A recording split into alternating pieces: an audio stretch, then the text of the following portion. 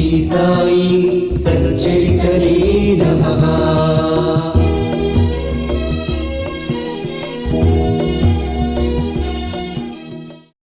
Shri Sai Satcharitra ఓవి to ఓవి మూల గ్రంథము శ్రవణ పారాయణ 49వ అధ్యాయం.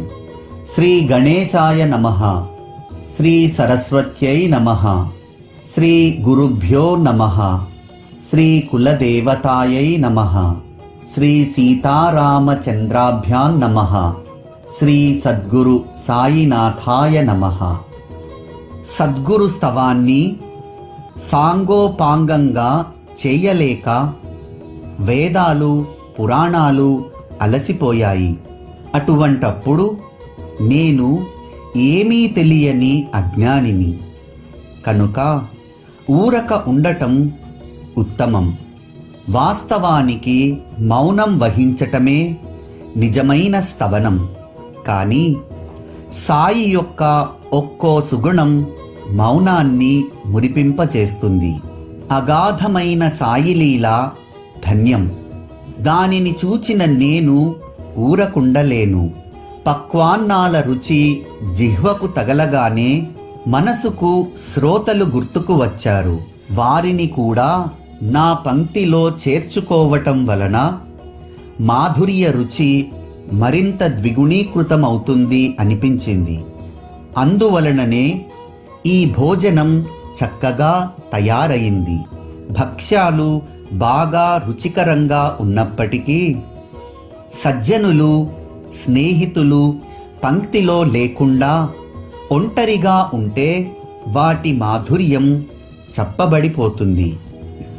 సాయి సకల అవాప్త కాముడు. సాయి సకల సంతలలాముడు. సాయి భక్తులకు విశ్రామధామం.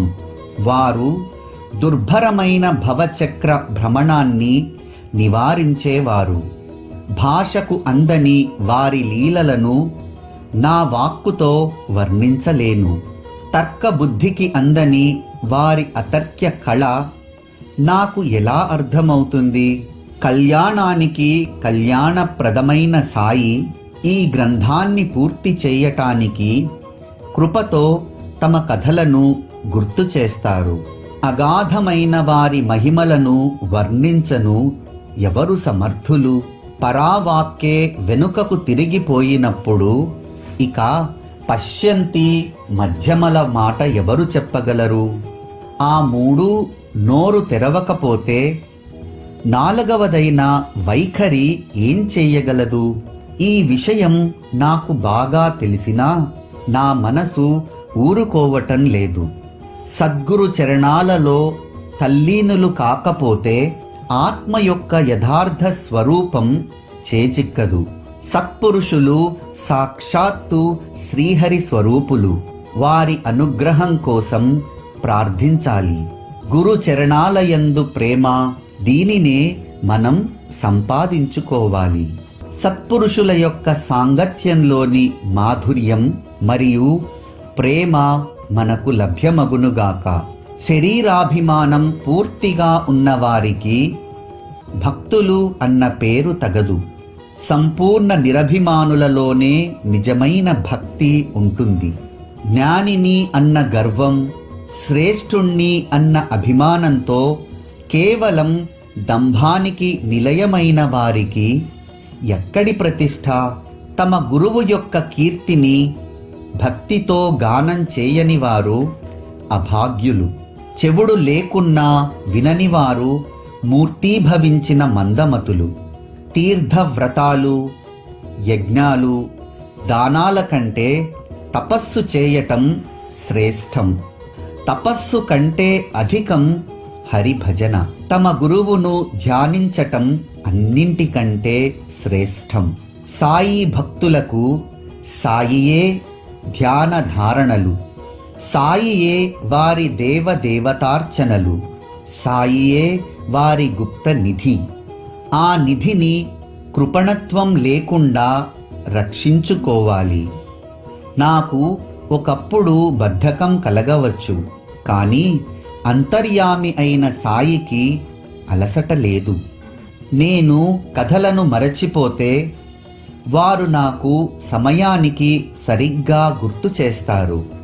ప్రశాంతంగా ఒక క్షణం కూర్చుందామనుకుంటాను, కానీ నా కోరిక ఆగదు. అకస్మాత్తుగా బాబా కథను స్ఫురింపజేస్తే నేను వెంటనే కలం చేతికి అందుకోవలసిందే.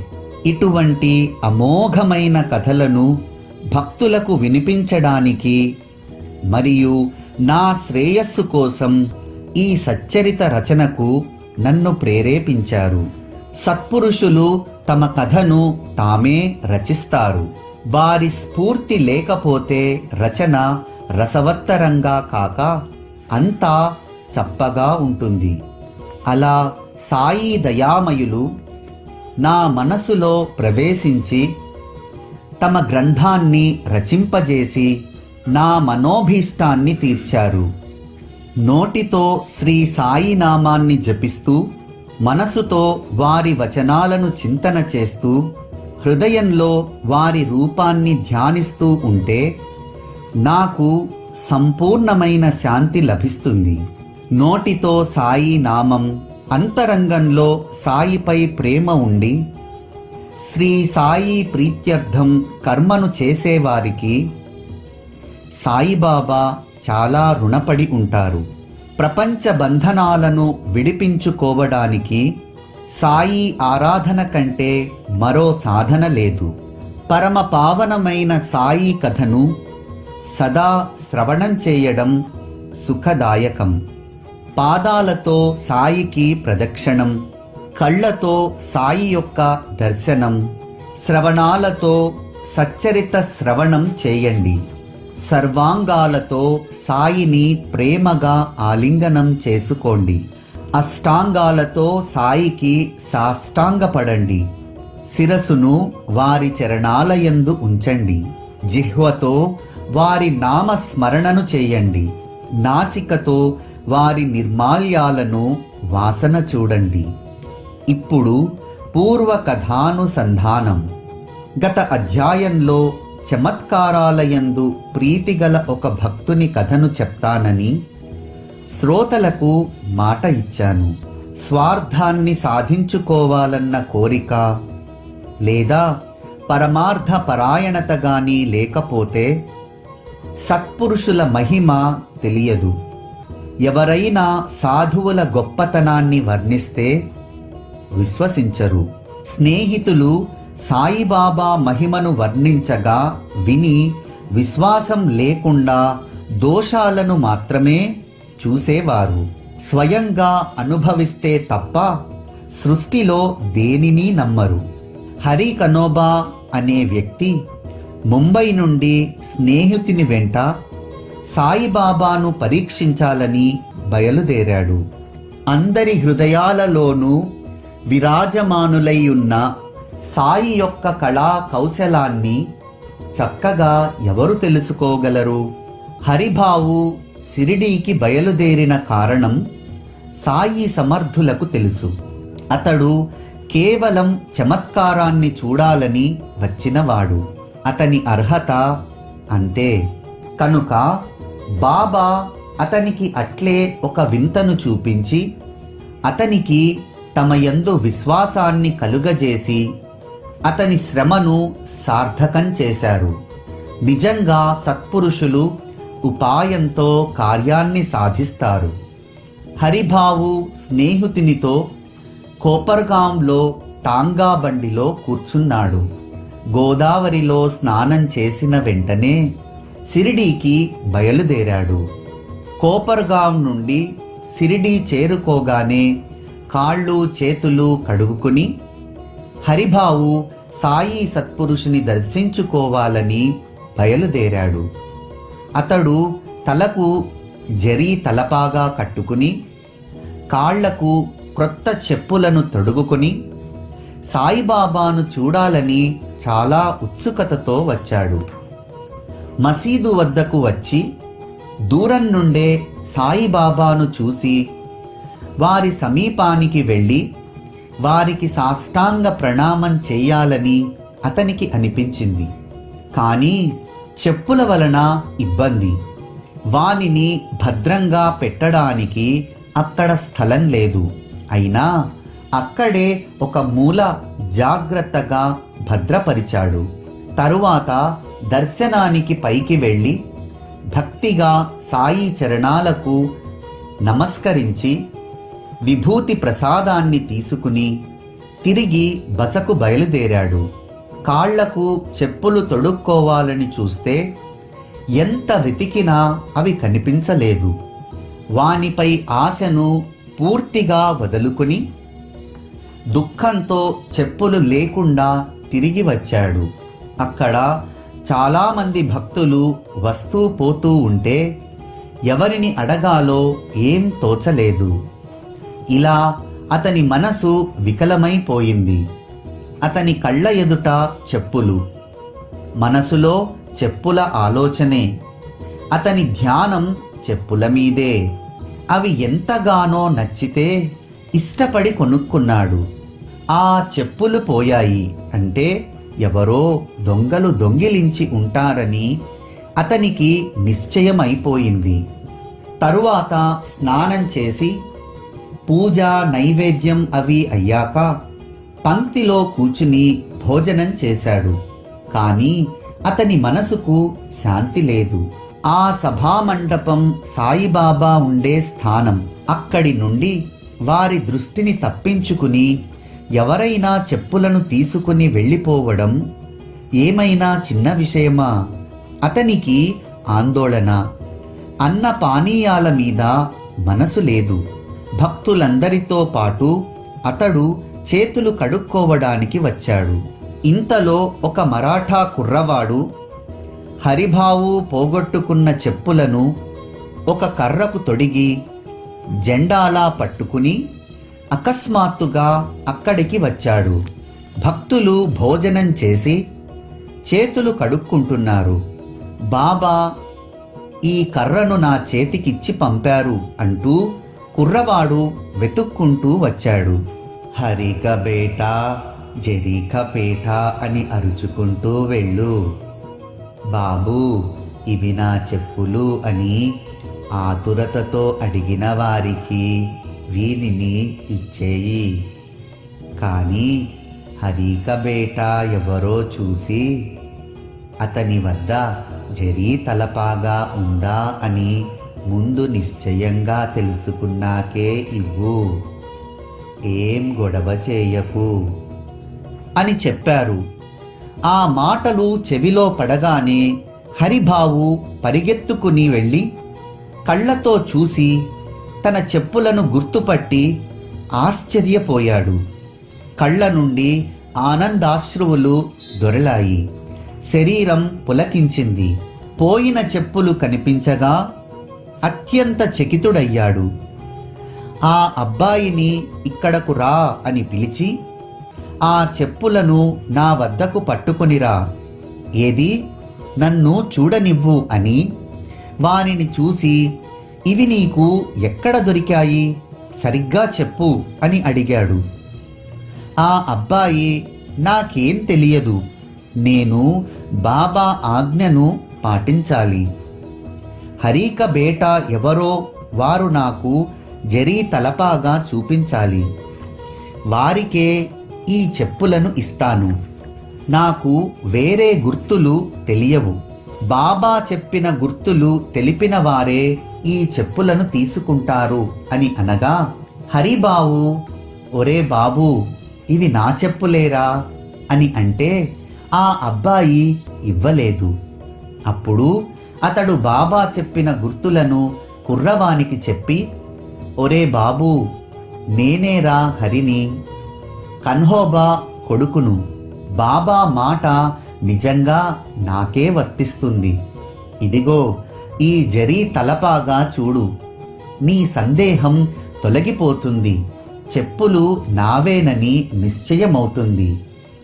వీనిని ఇంకెవరూ కోరరు అన్నాడు. ఆ అబ్బాయికి అంతా అర్థమైన తరువాత ఆ చెప్పులను హరిబావుకు ఇచ్చేశాడు. ఆ విధంగా హరిబావు యొక్క కోరిక తీరి సాయి సత్పురుషులని అనుభవమైంది. నాకు జరీ తలపాగా ఉందని చెప్పటం గొప్ప విశేషమేమీ కాదు. అది నా తలపై అందరికీ కనిపిస్తూ ఉంది. కానీ నేను బయటి ఊరివాణ్ణి. షిరిడీకి రావడం ఇదే మొదటిసారి కదా. మరి సాయిబాబాకు నా పేరు హరి అని ఎలా తెలిసింది? మా తండ్రి కన్హోబాను ఎవరూ చూడలేదే. మరి కా అనే అక్షరంతో అతని పేరును బాబా సూచించడం చాలా ఆశ్చర్యంగా ఉంది. నా స్నేహితుడు సాయి సత్పురుషుని మహిమను చెప్పగా నేను అతని మాటను అవహేళన చేశాను. ఇప్పుడు పశ్చాత్తాపపడుతున్నాను. ఇప్పుడు అనుభవమయ్యాక సాయిబాబా ప్రభావం తెలిసింది. నా సంశయాలు తొలగిపోయాయి. సాయి మహాత్ములు. మనసులో ఎలాంటి భావముంటే అనుభవం కూడా అట్లే అవుతుంది. హరిభావుకు అట్లే అయింది.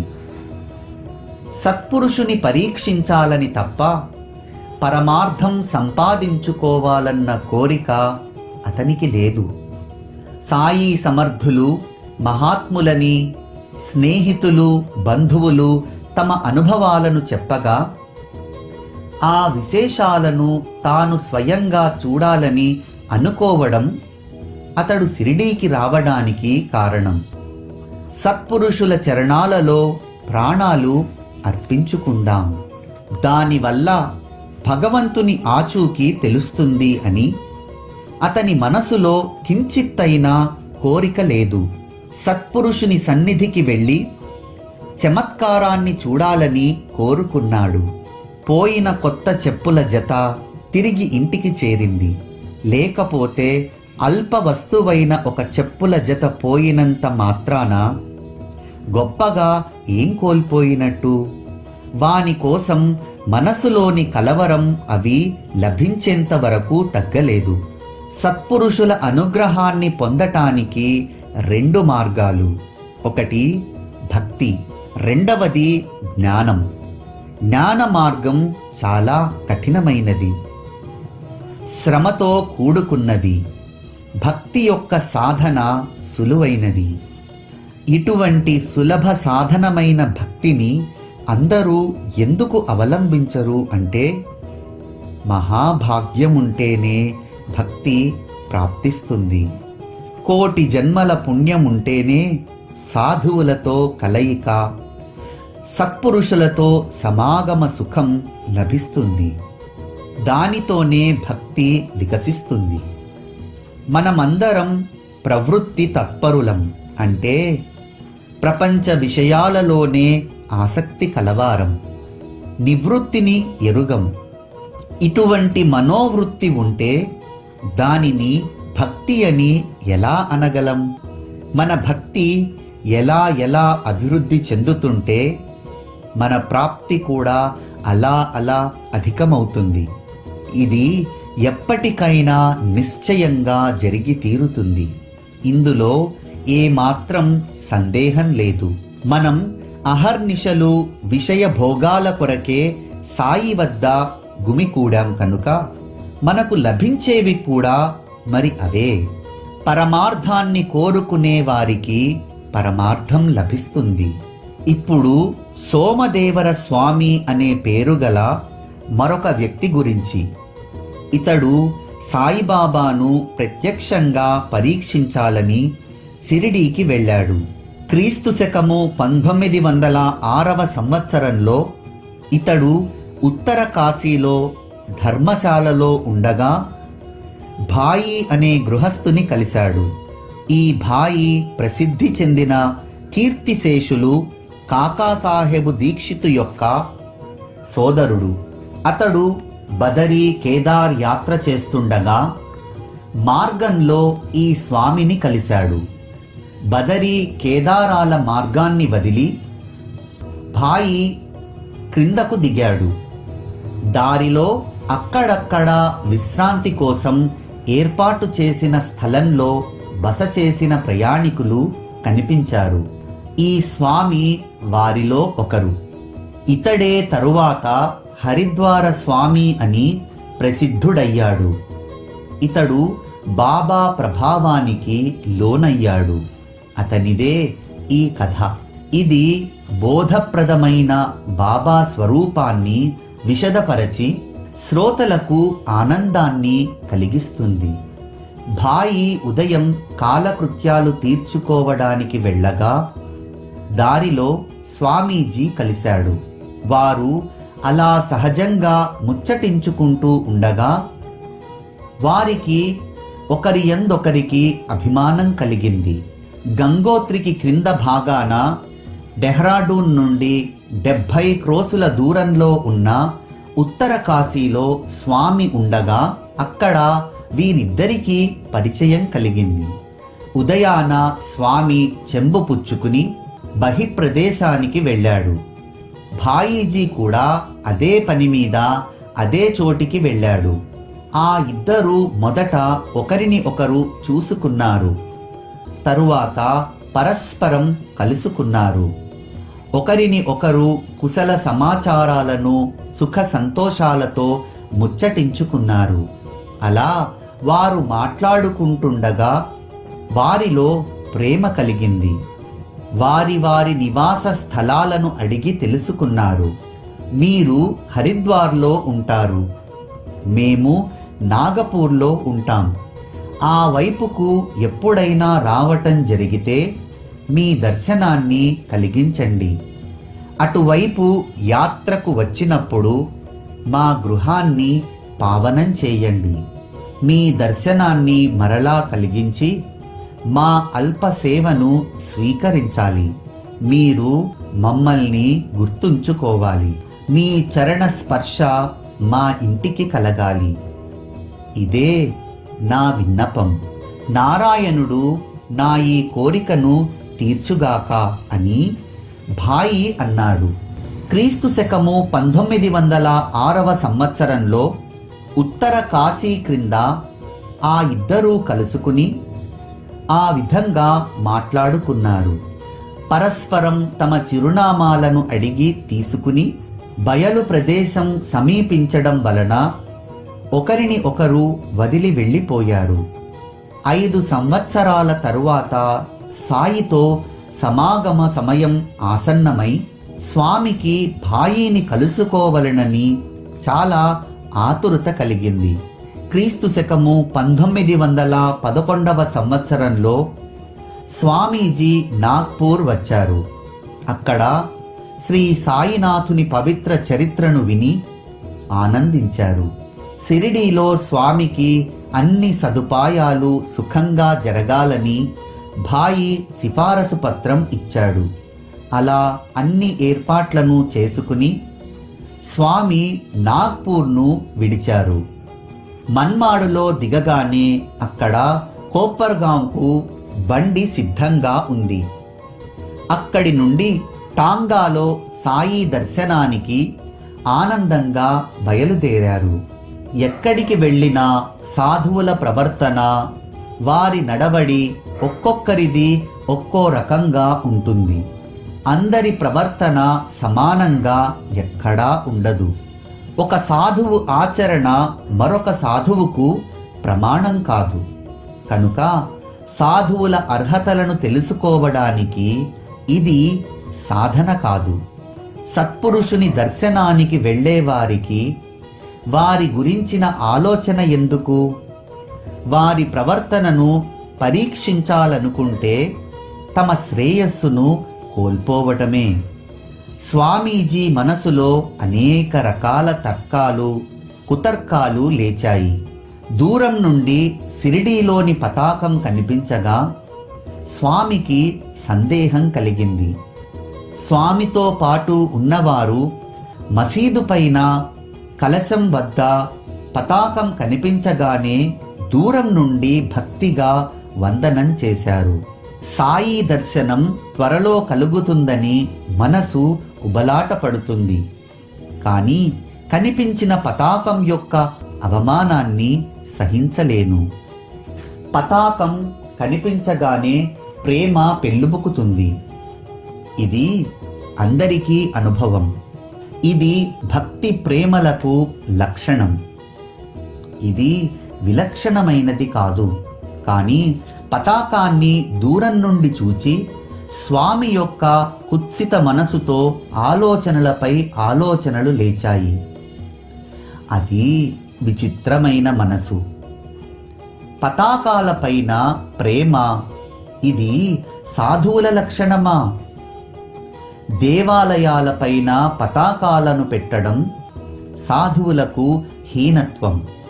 సాధువులు ఇలా గౌరవ మర్యాదలను కోరుకోవటం ఇది కేవలం వారి లోకేషణ. ఇటువంటి సాధు లక్షణాలు మనకు నచ్చవు. ఇది సాధువులకు లోపం. సారాంశం: స్వామి తన మనసుకు తోచిన విధంగా సాయి యొక్క యోగ్యతను నిర్ణయించుకున్నాడు. ఈ సాయి అనుగ్రహం నాకు అవసరం లేదు అని మనసున నిశ్చయించుకున్నాడు. వ్యర్థంగా ఇక్కడి వరకు వచ్చాను అని తలచాడు. అతనికి చాలా అగౌరవంగా అనిపించింది. తక్షణం అక్కడి నుండి తిరిగి వెళ్ళిపోవాలని నిర్ణయించుకున్నాడు. సాధువులకు అసలు గౌరవాదరాలు ఎందుకు? పతాకాన్ని చూస్తుంటే వారి దురభిమానం, లోకేషణ తప్ప వేరే ఏం కనిపించటం లేదు. పతాకాన్ని కట్టించుకుని తమ గొప్పతనాన్ని చాటుకోవడం ఇది అతని సాధు లక్షణానికి విరుద్ధం. ఇటువంటి సాధువు దర్శనానికి నేనెందుకు వెళ్ళాలి? ఇటువంటి వారి దర్శనం చేసుకుంటే మాత్రం మనసు శాంతిస్తుందా? పతాకం ద్వారా తమ దర్పాన్ని ప్రదర్శించుకోవటమే ఇది. ఇందులో మనసుకు శాంతి లేదు. వచ్చిన దారినే తిరిగి వెళ్ళిపోవాలి. అతని వద్దకు వెళ్ళాలనుకోవడం సరైన ఆలోచన కాదనిపిస్తోంది. నిజంగా నేను అప్రతిష్ట పాలయ్యాను అని అనుకున్నాడు. అతని వెంట ఉన్నవారు అతనితో, స్వామి ఇంత దూరం ఎందుకు వచ్చినట్లు? పతాకాన్ని చూసినంత మాత్రాన మీ మనసు ఇంతలా ఎందుకు వికలమైపోయింది? మనం ఇప్పుడు వారి సమీపానికి వచ్చేశాం. అక్కడ రథం, పల్లకి, గుర్రం వగైరా సరంజామానంతా చూస్తే మీ మనసు ఇంకా ఎంత తపన పడుతుందో అని అన్నారు. ఆ మాటలు విని స్వామికి మరింత కోపం వచ్చింది. పల్లకి, గుర్రం, నగారా వగైరాలున్న ఇటువంటి గొప్ప సాధువులను నేను ఎంతమందిని చూడలేదు అని అనుకుని, సోమదేవర స్వామి షిరిడీకి వెళ్లే మాటే లేదు, నదికి వెళ్లే దారి పట్టాలి అని అనుకుంటూ స్వామి వెనుకకు బయలుదేరాడు. కాని అతని వెంట ఉన్నవారు, ఇంతవరకు వచ్చిన మీరు వెనుకకు మరలవద్దు, ఇక్కడి వరకు వచ్చినట్లే ముందుకు సాగండి అని బలవంత పెట్టారు. కుతర్కాలను చెయ్యకండి. మసీదు పైన ఎగిరే పతాకాలకు ఆ సాధువుకు ఏ సంబంధం లేదు. ఈ సాధువుకు పతాకాలు, ఆదర సత్కారాలు అవసరం లేదు. వారికి లోకేషణ లేదు. ఆర్భాటాలు, అలంకారాలు గ్రామస్తులకు ప్రీతి. ఇది వారి భక్తికి ప్రమాణం. మీరు ఆ పతాకాన్ని చూడకండి. వెళ్ళి వారిని కేవలం దర్శనం చేసుకోండి. అక్కడ క్షణమైనా ఉండకుండా తిరిగి వెళ్ళిపోండి అని చెప్పారు. ఇంతలో షిరిడీ దగ్గరకు వచ్చింది. వారు చెప్పిన మంచి సలహా విని స్వామి అక్కడికి వెళ్ళి మనసులోని ఈ కలవరాన్ని పోగొట్టుకోవాలి, తరువాత పశ్చాత్తాప పడకూడదు అని అనుకున్నాడు. సాయి సమర్థుని దర్శనం చేసుకుని స్వామి కరిగిపోయాడు. ప్రేమతో వారి కళ్ళు నిండిపోయాయి. కంఠం గద్గదమైంది. మనసు ప్రసన్నమైంది. కళ్లకు ఆనందం కలిగింది. ఎప్పుడెప్పుడు వారి చరణ ధూళిలో పునీతుణ్ణవుతానా అని అనిపించింది.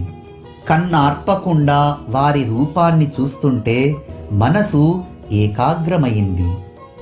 ప్రేమతో కట్టబడి అట్లే అట్లే చూస్తుండిపోయాడు. అతని మనసులోని కుతర్కాలు పోయాయి.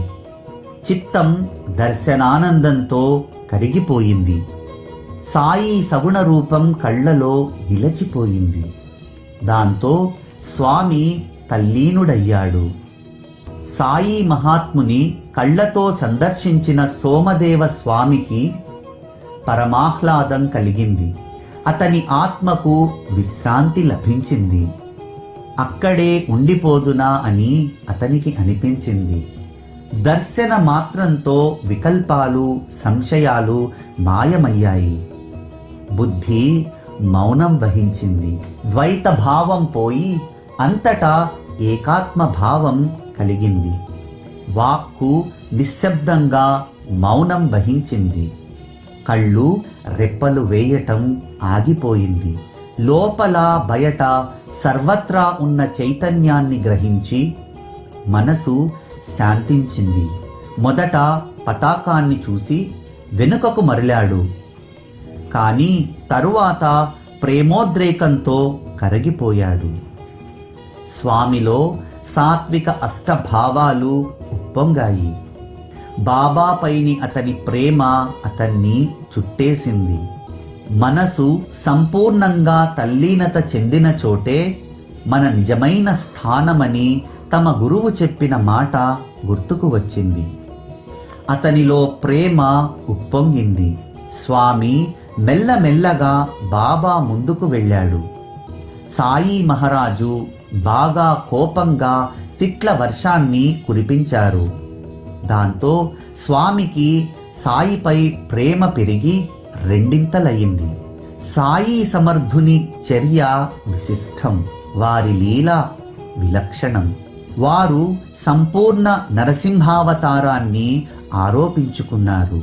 మా ఈ వైభవం మా దగ్గరనే ఉందని, పో ఇంటికి వెళ్ళిపో, ఖబర్దార్, మరలా ఈ మసీదుకు వచ్చావంటే మసీదు పైన పతాకాలను కట్టుకునే వారికి ఎందుకు దర్శించుకోవాలి?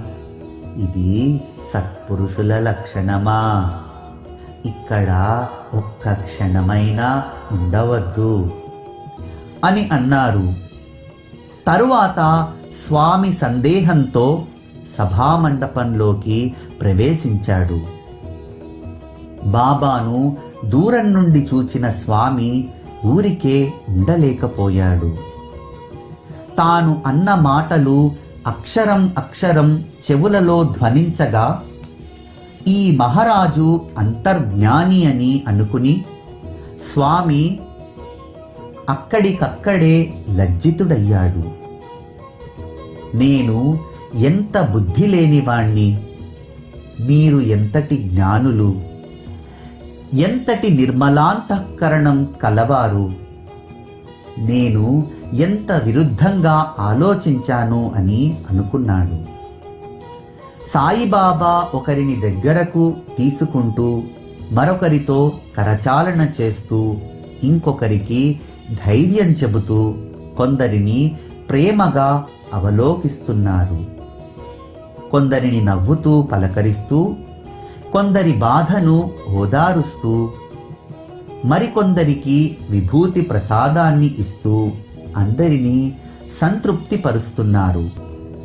ఇలా అందరినీ చక్కగా పలకరిస్తున్న బాబాకు నాపై మాత్రం కోపం ఎందుకు? ఇది నేను అన్న మాటల ప్రభావమే అని అనిపిస్తూ ఉంది. ఇది వారి కోపం కాదు, ఆనందాన్ని కలిగించే వారి బోధ. తరువాత స్వామి సాయిబాబా వద్ద ఉన్నాడు. వారి కృపతో నిర్మలుడై వారి చరణాలలో శాశ్వతంగా స్థిరపడ్డాడు. సాయి భక్తి ప్రభావంలోని శక్తి మదమాత్సర్యాలను, దుర్వాసనలను తొలగించుగాక. ఐశ్వర్యాన్ని, ధైర్యాన్ని, శాంతిని కలిగించుగాక. భక్తులను కృతకృత్యులను చేయుగాక. ఈ చరాచర సృష్టి యక్షులతోనూ, గంధర్వులతోనూ, సురాసురులతోనూ నిండి ఉంది. విశ్వంభరుడు ఈ విశ్వమంతా వ్యాపించి ఉన్నాడు.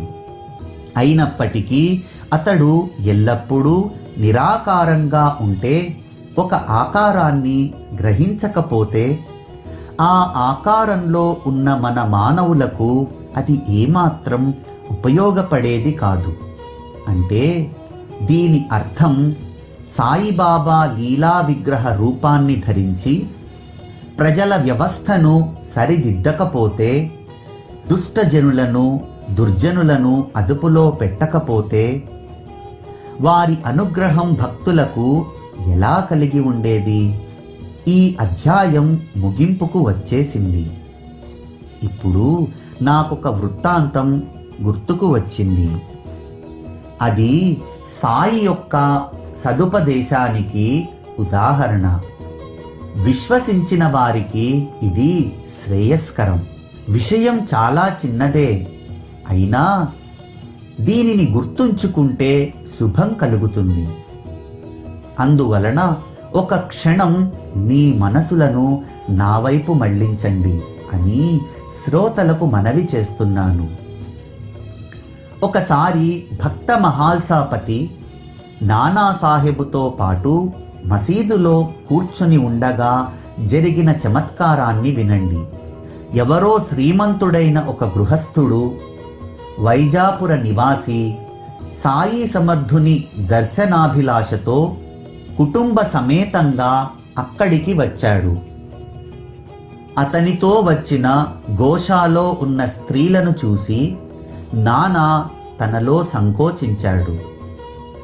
వారికి ఇబ్బంది కలుగకుండా తాను స్వయం అక్కడి నుండి లేచిపోవాలని తలిచాడు.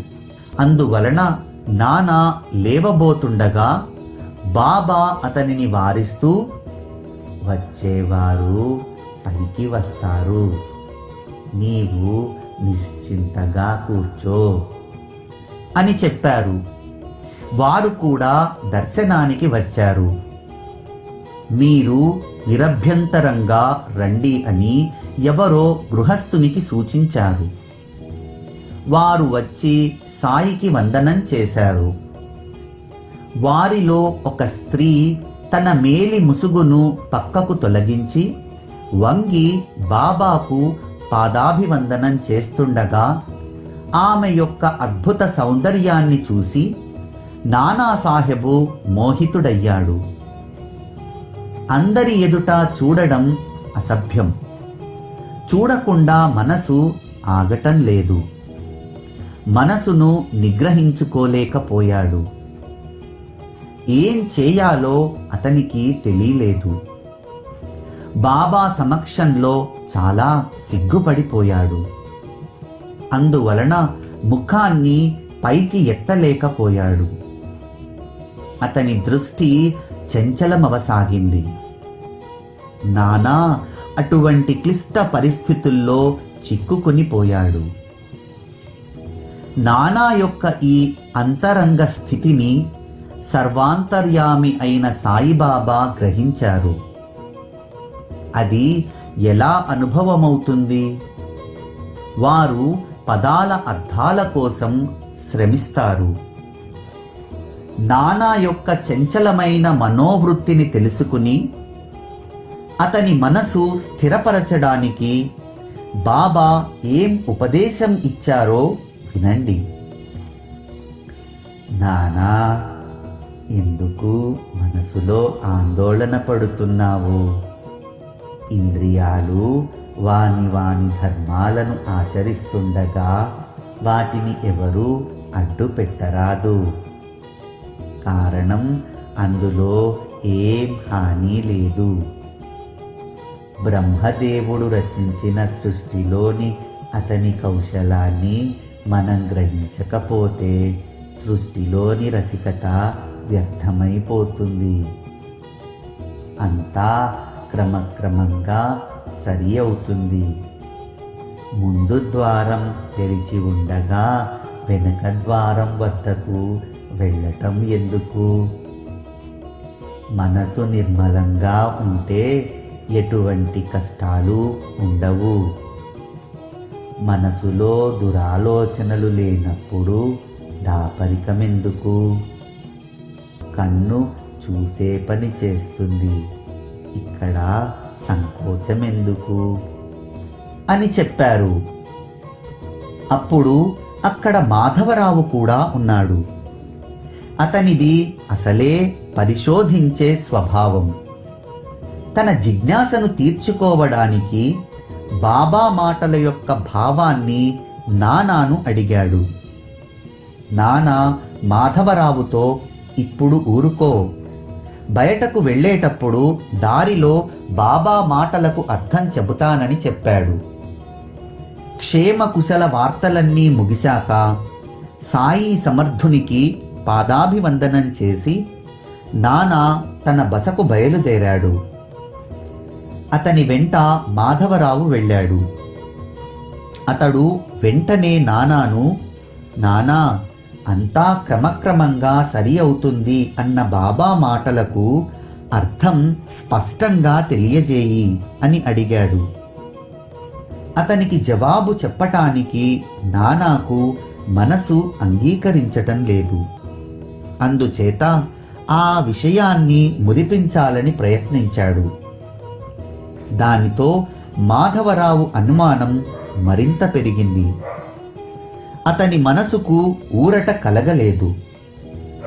అప్పుడు నానా జరిగిన విషయాన్నంతా మనసు విప్పి మాధవరావు సందేహాన్ని తీర్చి ఆ సమస్యను పరిష్కరించాడు. బాబా ఎంత సమర్థులు! వారు అంతఃకరణ సాక్షి కనుక ఎవరి దృష్టి ఎటు మళ్ళినా వారికి అంతా ప్రత్యక్షం. ఇటువంటి వింతయైన విషయం వింటే శ్రోతలకు ఆశ్చర్యం కలుగుతుంది. ఇందులోని గర్భితమైన అర్థాన్ని గమనిస్తే అత్యంత అమూల్యమైన స్థైర్యం, శాంతి లభిస్తాయి. మనసు అసలే చంచల స్వభావం కలది. దీనిని స్వేచ్ఛగా విహరించనీయరాదు. ఇంద్రియాలు కలవరపెట్టినా శరీరం ఉద్రేకపడకూడదు. ఇంద్రియాలపై నమ్మకం, విషయ సుఖభోగాలను అనుభవించాలంటే లాలస ఉండకూడదు. మెల్లమెల్లగా అభ్యాసం చేస్తే మనోచాంచల్యం శాంతిస్తుంది. బానిస వలె ఇంద్రియాలకు ఆధీనమైపోరాదు. అవి ఎప్పుడూ అణిగి ఉండవు. సందర్భానుసారంగా వానిని జాగ్రత్తగా నిగ్రహించాలి. రూపం దృష్టి యొక్క విషయం. వస్తువు యొక్క సౌందర్యాన్ని నిర్భయంగా చూడవచ్చు. అక్కడ సిగ్గుపడాల్సిన అవసరమేముంది? దుర్బుద్ధికి చోటివ్వకూడదు. మనసు వాసనారహితంగా చేసుకుని పరమేశ్వరుని సృష్టిని అవలోకించండి. ఇంద్రియాలు సహజంగా నిగ్రహింపబడతాయి. విషయ భోగాల విస్మరణ కలుగుతుంది.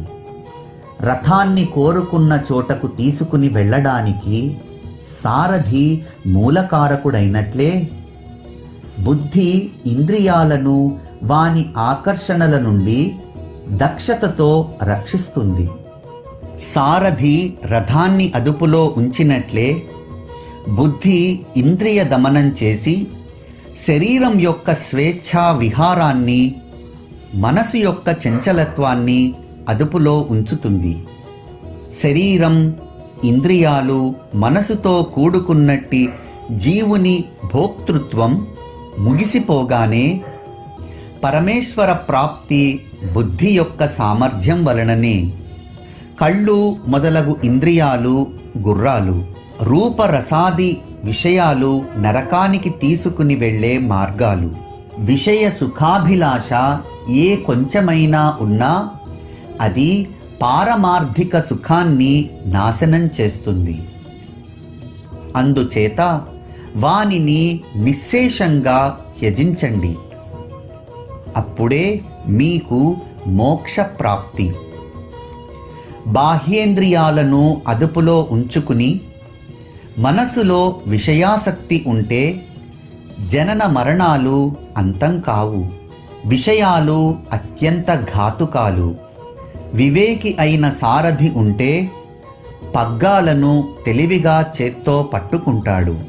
అప్పుడు ఇంద్రియాలనే గుర్రాలు కలలో కూడా చెడు దారిలో పోవు. ఇలా మనసును శాంతింపజేసే నిగ్రహవంతుడు, దక్షుడు, కుశలుడు, చతురుడు అయినటువంటి సారథి భాగ్యవశాత్తు లభిస్తే ఇక విష్ణు ప్రాప్తికి ఎంతో దూరం ఉండదు.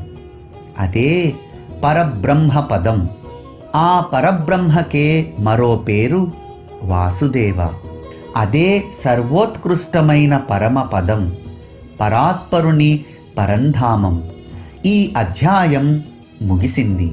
తరువాతి అధ్యాయం ఇంతకంటే మధురమైనది. సద్భక్తుల మనసులను రంజింపచేస్తుంది. క్రమంగా శ్రవణం చేయండి. జగచ్చాలకుడు, బుద్ధి ప్రేరకుడు అయిన సద్గురు చరణాలయందు హేమాడు కృతజ్ఞతాపూర్వకంగా మస్తకాన్ని సమర్పిస్తున్నాడు.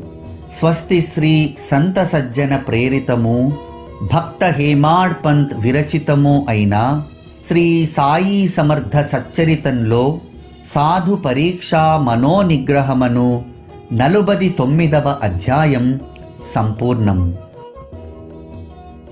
ఓం శ్రీ సాయి సచ్చరితనే నమః.